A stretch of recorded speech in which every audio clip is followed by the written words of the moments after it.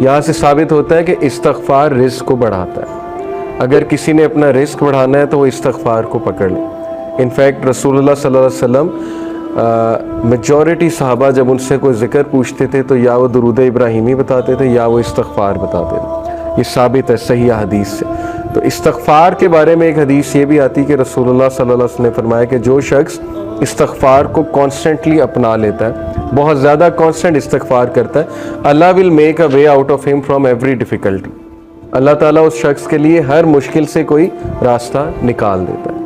تو میں نے خود بھی پرسنلی اپنی لائف میں دیکھا, ایم شور کہ آپ لوگوں نے بھی دیکھا ہوگا کہ جو بندہ بہت زیادہ استغفار کرتا ہے اس کے معاملات آسان ہوتے ہیں, اور جو بندہ جتنے گناہوں میں پڑا ہوتا ہے اور استغفار جو ہے نہیں کرتا ہے تو پھر ظاہر ہے کہ اس کے معاملات پھر بہت تنگ ہو جاتے ہیں, اس کی لائف بہت تنگ ہو جاتی ہے. اسی طرح سب سے جو بہترین, یہ ون آف دا فیوریٹ آیات ہے صحابہ کی.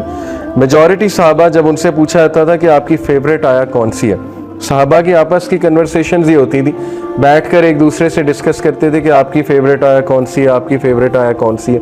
تو چیپٹر 39 ورس نمبر 53, سورہ زمر ورس 53, قل یا عبادی الذین اسرفوا علی انفسہم لا تقنطوا من رحمت اللہ.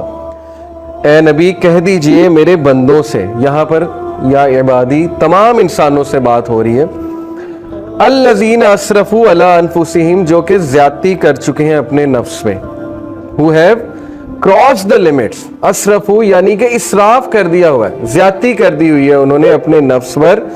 کیا کہو انہیں, لا تقنطوا من رحمت اللہ, کہ اللہ کی رحمت سے مایوس نہیں ہو. ان اللہ یغفر الذنوب جميعا, بے شک اللہ تعالیٰ تمام گناہ معاف کر دیتا ہے, تمام گناہ معاف کر دیتا ہے.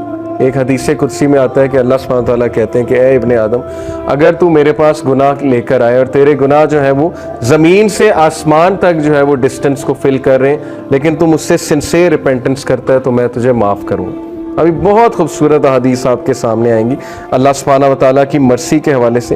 ایک حدیث آپ کے سامنے رکھتا ہوں. علی ابن طالب رضی اللہ تعالیٰ عنہ رپورٹڈ, یہ المستدرک کی حدیث ہے, صحیح ہے اکارڈنگ ٹو علامہ البانی, اور علی رضی اللہ عنہ سے بہت کم حدیث مروی ہیں.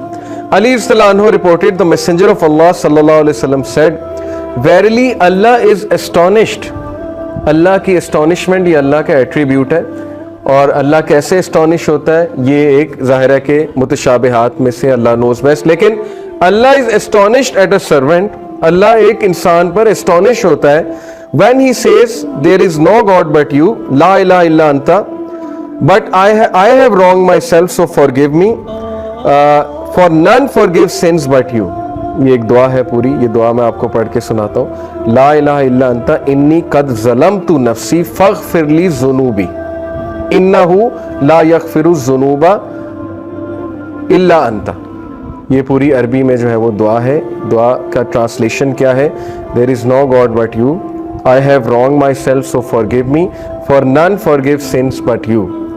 اللہ اسٹونش کرتا ہے ایسے بندے پہ, اور اللہ کہتا ہے my servant acknowledges that he has a Lord who forgives and punishes. Allah angels کو کہتا ہے, اللہ تعالیٰ بولتا ہے کہ کیا میرا بندہ یہ ایکنالج کر رہا ہے کہ اس کا ایک رب ہے اور وہ رب جو ہے گناہوں کو معاف کرتا ہے. یعنی اللہ کو اتنی خوشی ہوتی. اسی سے ریلیٹڈ ایک اور حدیث ہے کہ جب ایک گناہ گاری, صحیح بخاری کی حدیث ہے, جب ایک گناہ گار شخص اللہ سے گناہوں کی معافی مانگتا ہے تو اللہ کو اس طرح کی خوشی ہوتی ہے جیسے ایک انسان جس کا کیمل ڈیزرٹ میں لاسٹ ہو گیا تھا اور وہ اپنے کیمل کو ڈھونڈ رہا تھا, اور اس کیمل پہ سارا سامان تھا, اس کیمل پہ پانی بھی تھا, اس کا باقی بھی دیگر سامان تھا, اور اچانک اسے دور سے وہ کیمل چلا نظر آتا ہے تو وہ خوشی میں آپے سے باہر ہو کر جو ہے وہ یہ کہتا ہے کہ اے اللہ میں تیرا رب ہوں اور تو میرا بندہ ہے. یہ حدیث کے الفاظ ہیں, یعنی خوشی میں اس طرح کے الفاظ کہہ دیتا ہے. تو اللہ تعالیٰ کو اس لیول کی جو ہے وہ خوشی ہوتی جب گناہ گار بندہ اللہ سے بات کرتا ہے, جب گناہ گار بندہ اللہ سبحانہ و تعالیٰ کو پکارتا ہے. ہمیں آن دی ادر ہینڈ شیطان نے جو وصفہ ڈالا ہے کہ تیرے تو اتنے گناہ ہیں, تو اتنا گناہ گار ہے, تو اس قابل ہی نہیں کہ اللہ تک تیری بات پہنچے یا اللہ تجھے رپلائی کریں یا اللہ تیری آواز سنے. حدیث تو کمپلیٹلی اس کے برعکس کہہ رہی ہے. حدیث تو کہہ رہی ہے کہ گناہ گار بندہ جب توبہ کرتا ہے اس پر زیادہ خوشی ہوتی ہے اللہ تعالیٰ میں. And it perfectly make sense. میں ایک ٹیچر ہوں, آپ میں بھی شاید کوئی ٹیچر ہو. جب اچھے اسٹوڈنٹ جو ہے وہ اے لیتے رہے, اے اسٹار لیتے رہے, مجھے کوئی اتنی خوشی نہیں ہوتی, میں کوئی سرپرائز نہیں ہوتا ہوں. لیکن جب بیک بینچر اور ایک ایسا اسٹوڈنٹ جس کا ریکارڈ ہی کوئی نہیں ہے وہ اگر اچھے نمبر لے لے تو میں اسٹونش بھی ہوتا ہوں, اور ظاہر ہے کہ مجھے دگنی خوشی ہوتی ہے, شاید اس سے بھی زیادہ خوشی ہوتی ہے. تو it perfectly make sense. Okay, تو یہ اسٹونشمنٹ کے بارے میں, اللہ کی اسٹونشمنٹ یہ اللہ کا ایٹریبیوٹ ہے کہ رب اسٹونش ہوتا ہے, اور اسی لیے اللہ نے اپنے عرش پر لکھوایا نا کہ ویریلی مائی کمپیشن اوور کمس مائی رائت. بے شک میری جو نرمی ہے یا میرا جو کمپیشن ہے, میری جو محبت ہے, میری جو مرسی ہے, وہ میرے غصے پر حاوی ہے, وہ میرے غضب پر حاوی ہے.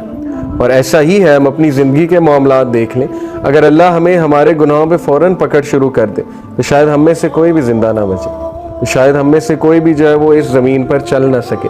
لیکن کتنے چانسز دیتا ہے, کتنے چانسز دیتا ہے اللہ. آپ یہاں سے اندازہ لگا لیں کہ خالد بن ولید کو چانس دیا اللہ نے. ایک ٹائم پہ وہ دشمن ہے رسول اللہ صلی اللہ علیہ وسلم, اگلے ہی ٹائم پہ وہ ایک ایسے کمانڈر بنے کہ ان کے سیف اللہ کا لقب ان کو دیا گیا. حالانکہ ظاہر ہے ایٹ ون مومنٹ گناہ کر رہے ہیں, نبی کے خلاف تلوار نکال رہے ہیں, اس سے بڑا گناہ اور کیا ہے. بہت بڑے بڑے گناہ لوگوں سے ہو جاتے ہیں, لیکن اللہ کا دروازہ ہمیشہ کھلا ہے. اللہ کا دروازہ کبھی بند نہیں ہوتا, انسان خود دروازہ بند کرتا ہے, اللہ کبھی دروازہ بند نہیں کرتا. اوکے, سو اس کے بعد میں توبہ کی کنڈیشنز کے بارے میں آپ سب سے بات کرنا چاہوں گا. بہت ضروری ہے کہ چونکہ توبہ ایک بہترین عمل ہے, بہت بڑا عمل ہے, یہ ہمارے باپ کا عمل ہے, حضرت آدم علیہ السلام کا عمل ہے. تو اٹ از امپورٹنٹ کہ ہم جانیں کہ سنسیئر ریپینٹنس ہوتی کیا ہے. اس سے پہلے ایک اور حدیث میں آپ کو سنا دوں, سنسیئر ریپینٹنس کی انشاءاللہ بات کر رہے ہیں. سن ڈیو ٹو ڈیزائر, ڈیزائر کی وجہ سے سن اور ایروگنس کی وجہ سے سن, یہ دو مختلف چیزیں, یہ سمجھ لیں. ابو نعیم رپورٹڈ, یہ حلیت الاولیاء ایک کتاب ہے بہت زبردست, اس میں سلف کے واقعات موجود ہیں. ابو نعیم رپورٹڈ سفیان ابن عیینہ رحمہ اللہ said, whoever commits a sin due to desire, جو بھی گناہ کرتا ہے خواہش کی وجہ سے. Verily, whoever commits a sin due to desire, we should hope for his repentance. ہمیں امید ہونی چاہیے کہ اس کا گناہ معاف ہو جائے گا. کیوں؟ Verily, آدم علیہ السلام disobeyed due to desire and he was forgiven. کیونکہ ہمارے باپ آدم علیہ السلام نے ڈیزائر کی وجہ سے, ڈیزائر تھی نا کہ اللہ نے منع کیا ٹری سے نہیں کھانا, سیلف کنٹرول ظاہرہ لوز ہو گیا فار واٹ ایور ریزن, اور ڈیزائر کی وجہ سے جو ہے یا کیوریوسٹی کی وجہ سے ہے گناہ کر بیٹھے. تو انہوں نے کہا کہ انہوں نے سفیان ابن عیینہ نے کہ اگر کوئی شخص ڈیزائر کی وجہ سے گناہ کرتا ہے تو اس کی معافی ہے. But if a sin is committed due to pride and arrogance, then fear that the perpetrator may be cursed. لیکن اگر کوئی شخص متکبر ہو کر, اور جیسے فرعون تھا, انا ربکم الاعلی, تکبر, ایک تو گناہ کر رہا ہے, بچوں کو مار رہا ہے, آگے سے اعلان کر رہا ہے کہ میں رب ہوں, میں زندگی دیتا ہوں, میں موت دیتا ہوں, تو یہ والا جو سن ہے اس کے بارے میں ہے کہ that person will be cursed. Verily Iblis disobeyed due to pride and he was cursed. انہوں نے کہا کتنا خوبصورت کمپیریزن ہے کہ آدم علیہ السلام نے بھی گناہ کیا, لیکن وہ گناہ ڈیزائر کی وجہ سے تھا, پھسل گئے. لیکن ابلیس کا جو گناہ تھا وہ تکبر کی وجہ سے تھا, وہ پرائڈ کی وجہ سے تھا, تو وہ کرسڈ ہو گیا, اسی لیے ہم اسے رجیم کہتے ہیں. تو اگر آپ کسی کو گناہ میں مبتلا دیکھیں تو اس کو پہلی تو بات جج نہ کریں, کیونکہ وہ شخص سٹرگل کر رہا ہے, وہ کون سا پرائڈ میں کر رہا ہے. بہت سے ایسے گناہ ہیں, مسلمان تو پرائڈ میں نہیں کر سکتا. میں نے تو آج تک ایسا مسلمان نہیں دیکھا جو گناہ کر کے جو ہے تکبر کرے کہ میں تو بالکل ٹھیک ہوں.